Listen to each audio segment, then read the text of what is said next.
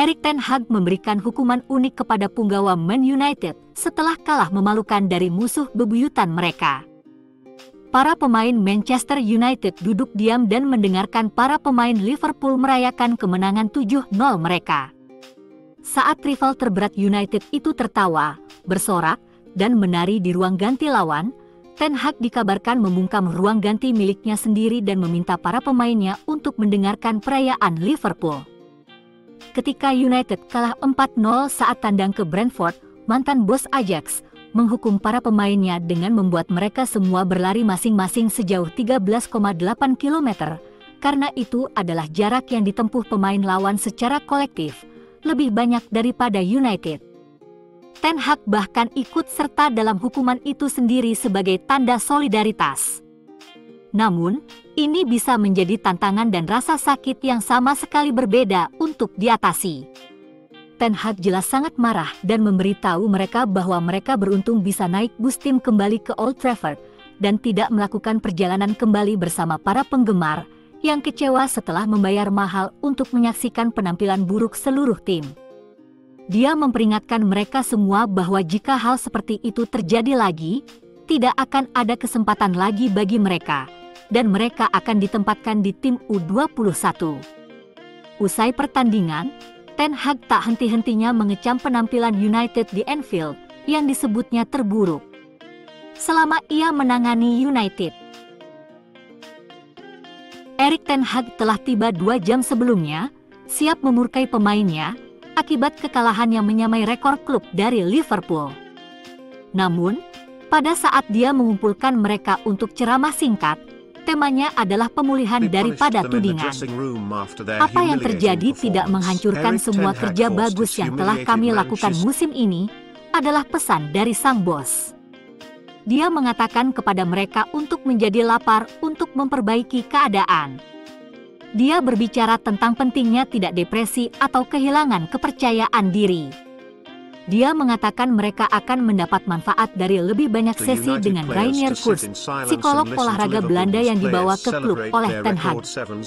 Tidak ada tayangan ulang dari pertandingan tersebut, tetapi Ten Hag menunjukkan kepada para pemainnya klip video yang dipilih untuk membuat mereka marah. Menurut sumber dari klub, ini sama seperti dia mencoba membuat mereka marah di Anfield dengan menuntut kesunyian di ruang ganti, sehingga mereka bisa melakukannya dengan mendengarkan perayaan Liverpool. Seperti biasa, mentalitas berada di garis depan pikirannya. Itulah yang akan dituntut Ten Hag saat United menjamu Real Betis di Liga Eropa pekan ini, berusaha melupakan hari-hari tergelap ini. Pola pikir lebih penting baginya saat ini daripada kekurangan fisik apapun.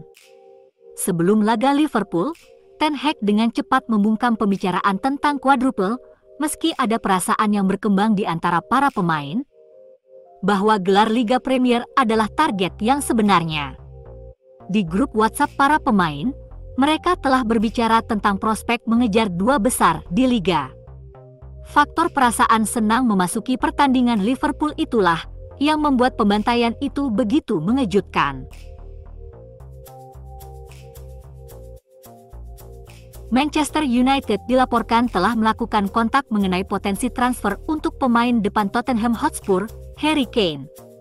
Striker timnas Inggris kini telah mencetak 268 gol, melampaui rekor Jimmy Greaves sebanyak 266 gol dengan golnya yang ke-267 melawan Manchester City bulan lalu.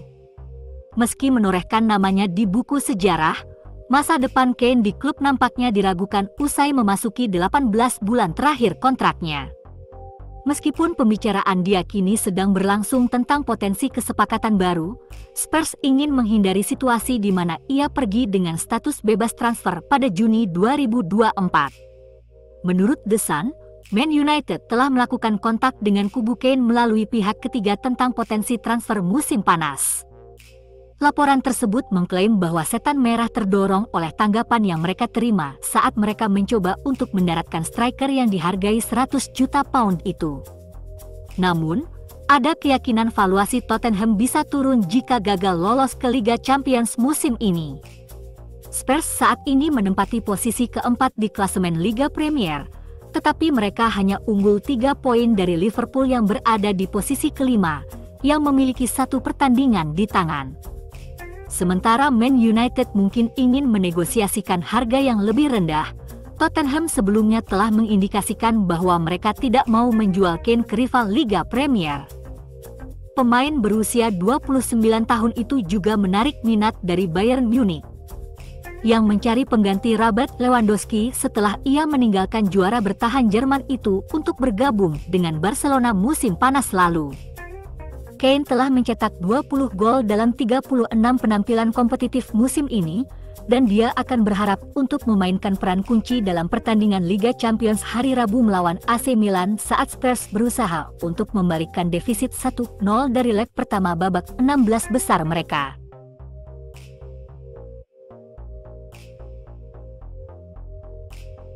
Gelandang serang Manchester United, Bruno Fernandes, terhindar dari hukuman Asosiasi Sepak Bola Inggris atau FA, meskipun tampaknya melakukan kontak dengan asisten wasit selama kekalahan memalukan timnya dari Liverpool di Anfield. Pemain Portugal itu tampaknya telah mendorong asisten wasit, seperti menyenggolnya, di babak kedua setelah berselisih dengan Trent Alexander-Arnold dari Liverpool karena lemparan ke dalam. Hakim garis tak bergeming meski disenggol Fernandes dan FA tampaknya tidak berniat memberikan hukuman kepadanya. Sementara itu, Casemiro kemungkinan akan absen dalam pertandingan 16 besar Liga Eropa Manchester United pada Kamis malam, menurut laporan. Casemiro memiliki penampilan yang harus dilupakan dalam pertandingan terakhir United. Bagaimanapun, dengan setan merah menderita kekalahan bersejarah dari musuh bebuyutan Liverpool di Anfield. Menurut ESPN, pemain berusia 31 tahun itu mengalami cedera saat melawan Liverpool dan sekarang akan dinilai oleh staf medis menjelang laga itu.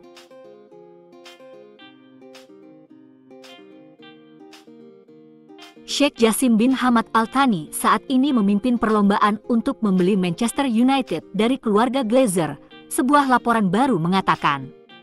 Di samping Sheikh Jassim, miliarder Ineos, Sir Jim Ratcliffe, adalah satu-satunya penawar lain yang telah go public dengan niatnya untuk mengawasi pengambil alihan penuh klub.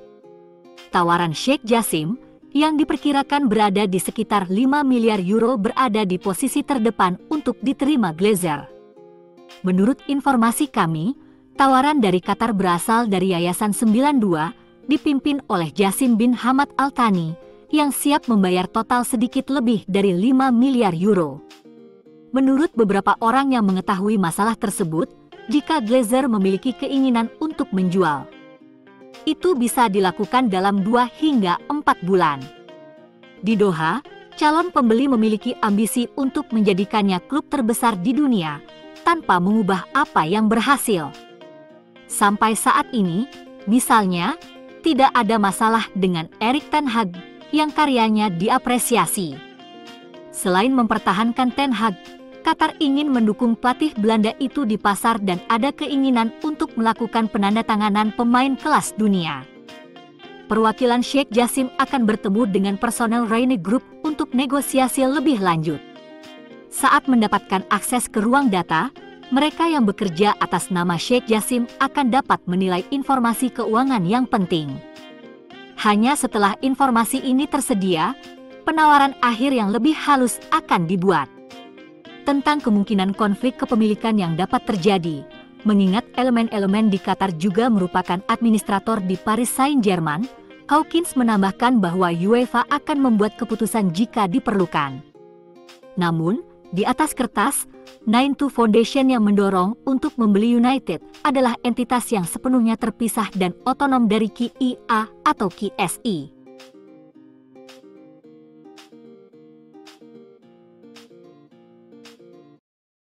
Manchester United telah membuat tambahan besar untuk Departemen Ilmu Data baru mereka dengan mempekerjakan ilmuwan data utama Southampton, Alex Klein.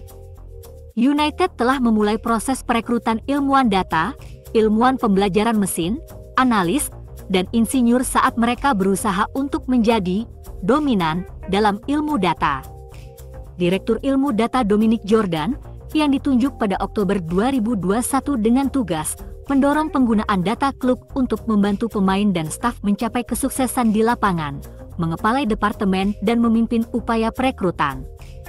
Jordan tidak memulai peran-perannya hingga Maret 2022 karena dia harus menjalani pemberitahuan dalam waktu lama dengan perusahaan sebelumnya, Retail and Brown Group, di mana dia menjadi Direktur Ilmu dan Analisis Data. Klein bergabung dengan Southampton sebagai analis data pada September 2017 sebelum dipromosikan menjadi ilmuwan data utama pada Januari 2019. Sebelumnya, dia bekerja untuk Norwich City selama 3 tahun, pertama sebagai ahli statistik dan kemudian sebagai analis data pemandu bakat teknis.